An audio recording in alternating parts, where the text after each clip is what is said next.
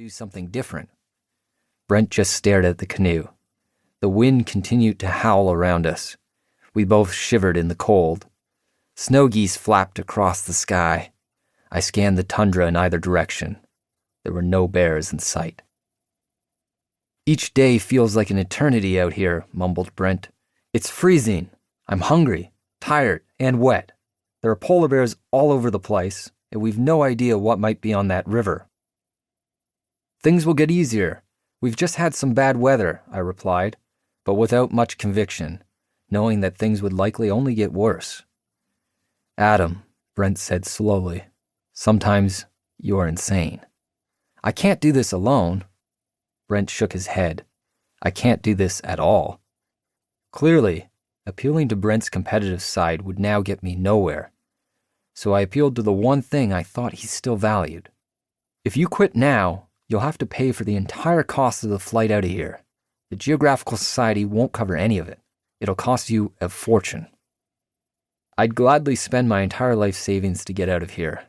"You'd really leave me alone in polar bear territory?" I was grasping at straws. "There's no reason you can't get on that plane with me. Not until we've succeeded." Brent just kept staring at the frigid sea. I was sympathetic. I knew he was cold. I knew the truth of his words.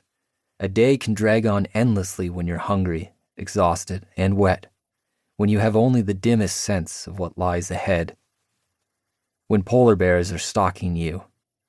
I knew it must be hard to put one foot in front of the other if you aren't drawn magnetically toward your destination, as I was. Brent tossed his hands in the air. "We can just lie about it. We can say we explored the river." His expression finally showed some life. "Brent!" "What? We obviously can't do that. Who'd know? We'd know." It became clear that nothing would convince Brent to push on deeper into the wilderness. His will was broken, his mind made up. Now I had to accept the inevitable. To argue any further while standing idly in the estuary would just give us both hypothermia.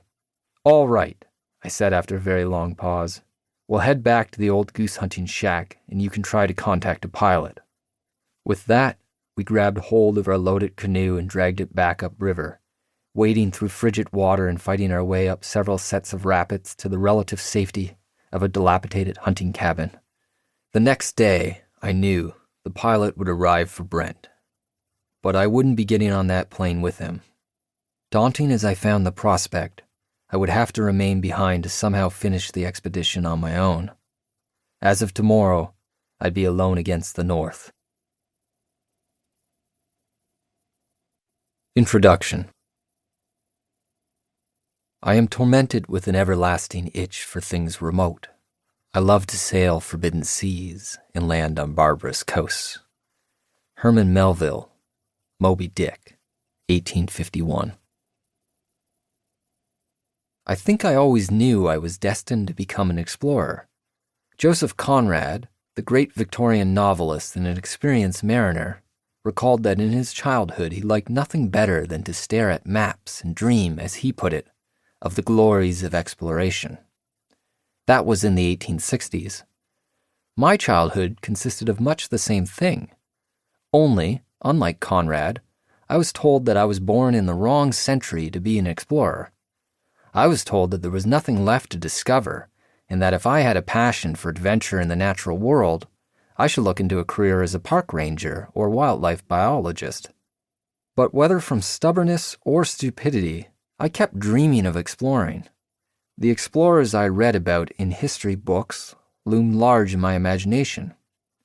They were heroic adventurers who undertook dangerous journeys sponsored by geographical societies to navigate wild rivers and map uncharted lands.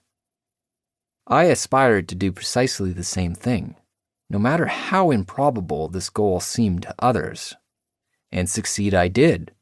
By the age of 25, I was leading an expedition to a river that was so remote it had never been explored or even named. This book recounts that adventure and my other expeditions to unexplored rivers for the Royal Canadian Geographical Society. People often ask me how I became an explorer. They wonder how I acquired all my wilderness survival skills. Did I take the best